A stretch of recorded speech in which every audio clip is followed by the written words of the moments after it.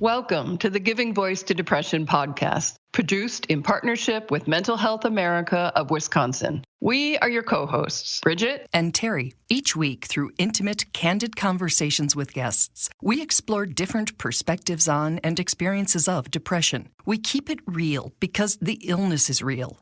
We keep it hopeful because there truly is hope in spite of what depression tells you. We are not experts or therapists. We're sisters and best friends who live with depression and have interviewed hundreds of others who do as well. By sharing stories of lived experiences, we expose depression for the lying bully it is. Hello, Bridget. Hi, Terry.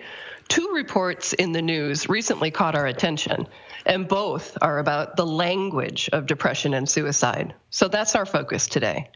First, a new report from the Crisis Text Line, a text-based suicide hotline here in the U.S.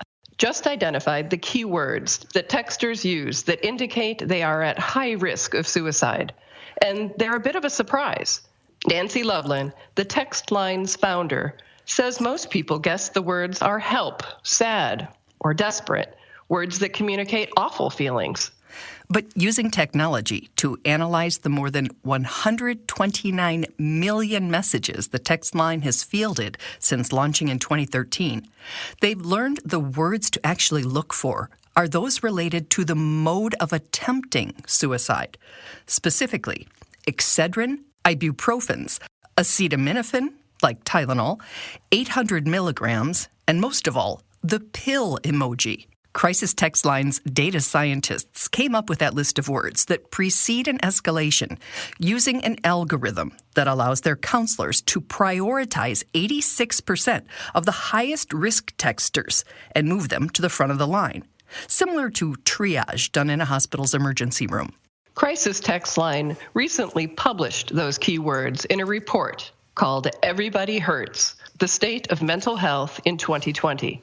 The organization hopes that this information and the mental health statistics of all 50 states will be used by researchers and academics to dig deeper into what causes depression and anxiety. And they're helpful things for all of us to know as parents and others who interact with the primarily younger people who use the text line. Absolutely. The second language-related news comes from an article in The Conversation titled, "People with Depression Use Language Differently." In it, the researcher writes, quote, "From the way you move and sleep to how you interact with people around you, depression changes just about everything. It's even noticeable in the way you speak and express yourself in writing." How so, we wondered. So we reached out to the UK author to talk about his findings and what we can learn from them. Hello. Hello there. How are you?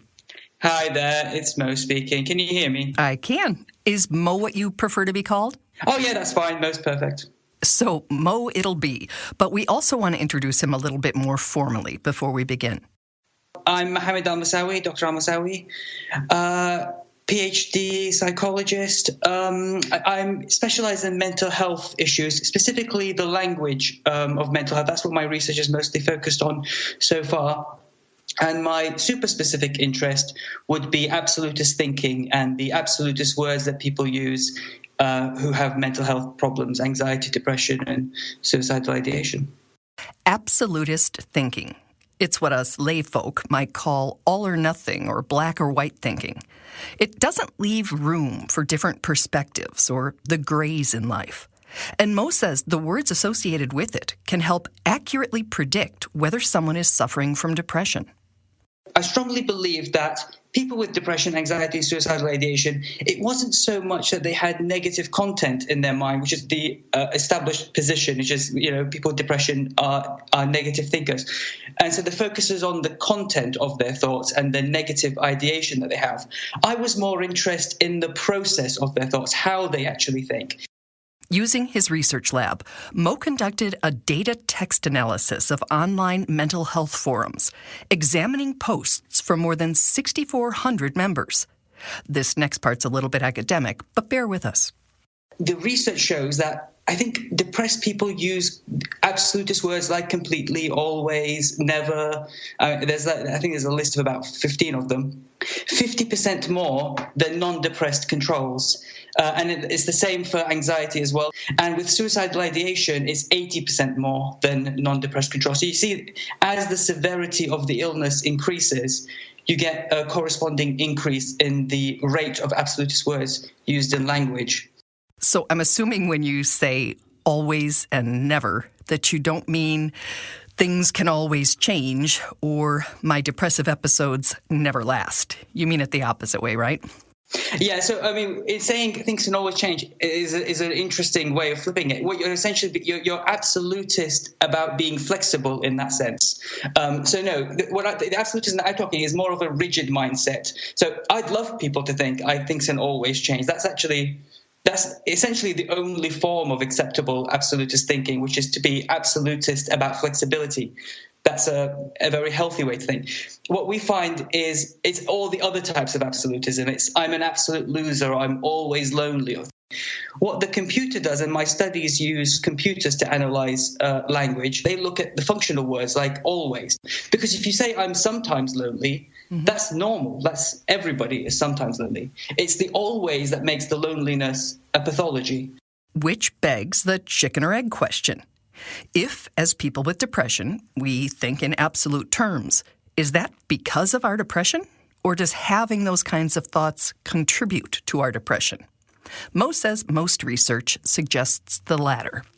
So how is this information useful in terms of us recognizing perhaps the thinking in ourselves or hearing it in someone else and being aware that they may be vulnerable? Yeah, so first of all, it's recognizing it because we focus on the content of what someone's saying rather than the style of how they're saying it. So one thing to do, first thing, is just to be aware of the style of how people are speaking and whether they are being absolutist or non-absolutist. You then have to do what's called disputing, and then this just comes from the clinical literature, which is to challenge that. And sometimes you can even challenge it quite aggressively.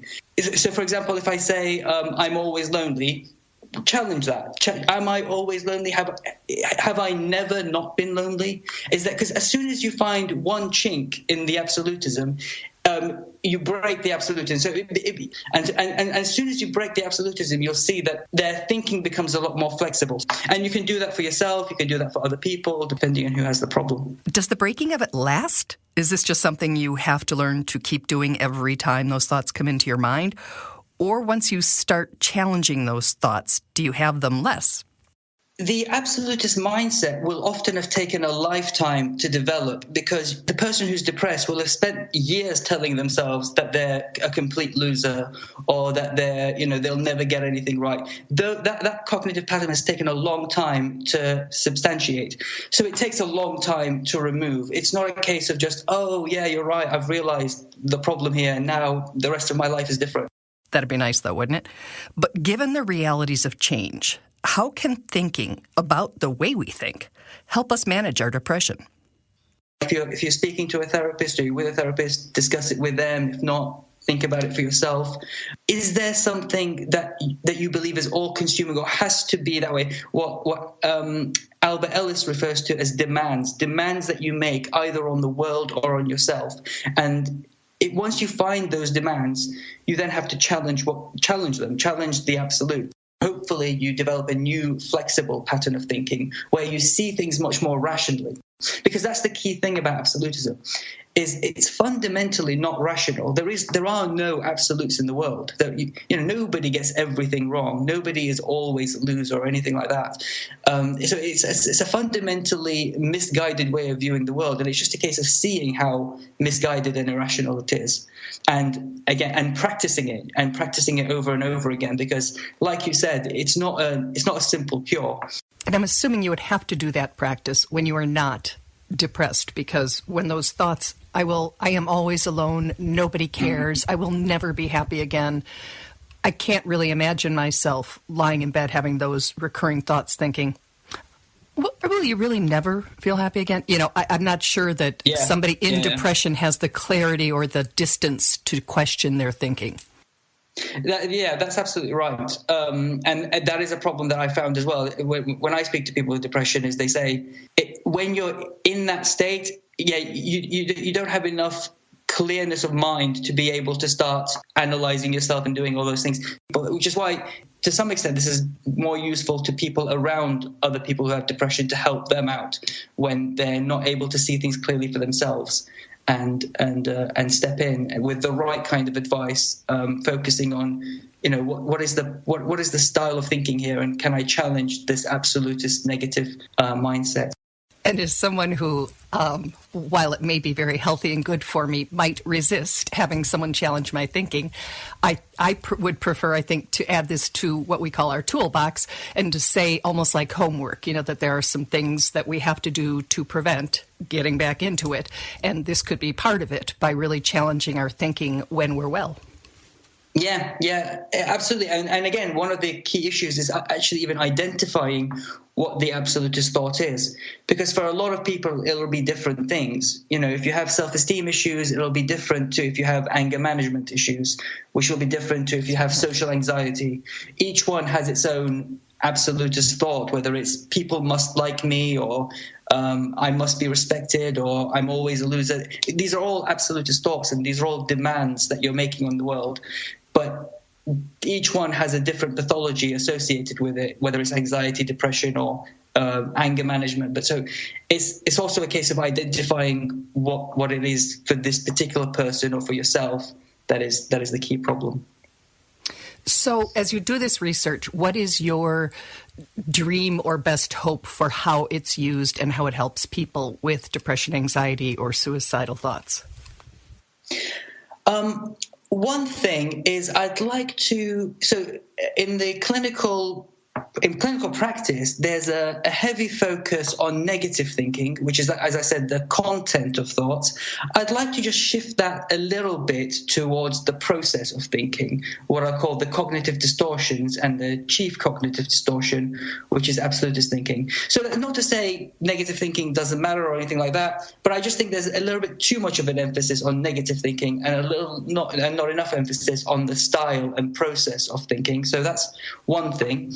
Another is using technology and text analysis programs, like the Crisis Text Line does, to better study, understand, and ultimately guide people to the specific treatment they need to live healthier, fuller lives. I think this is really good timing for me, Terry. I have noticed this past week that this narrowing of the internal lens that then gets smaller and more rigid and more negative and more absolute in my thoughts and in my shaming of myself and shaming of others. It's as if the more out of balance, the more, I guess those are the words, narrow and rigid, that my internal lens gets.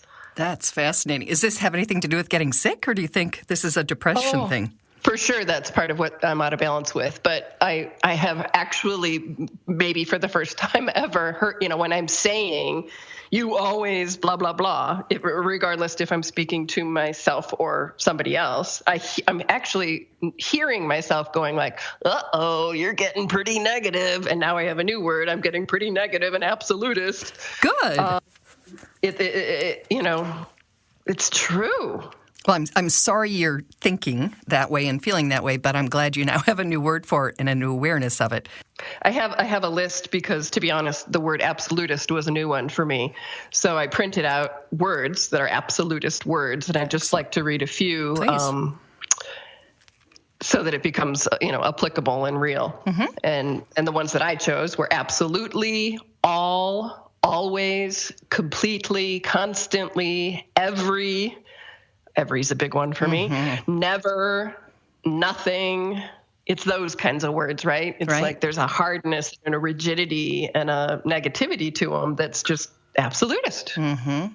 And I love the way that he used the word demands, that they're basically demands we're putting on ourselves or our world, and that the world isn't an absolute place and nothing's always and nothing's never. So it is a good thing to think about. It's a little academic, a little more academic than a lot of our episodes are. But even if the takeaway is just a little ding, going off when you start using that language and reeling it in a little bit. Exactly.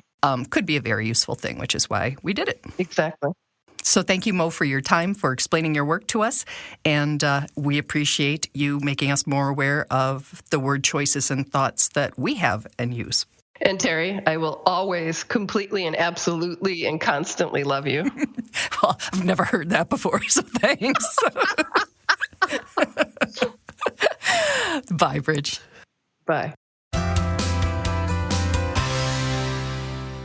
We truly hope that our podcast brings a little more understanding, helps you better articulate your experience of depression, or better understand how to support someone else's. We invite you to join us for daily posts on the Giving Voice to Depression Facebook page and on Twitter and Instagram at Voice Depression.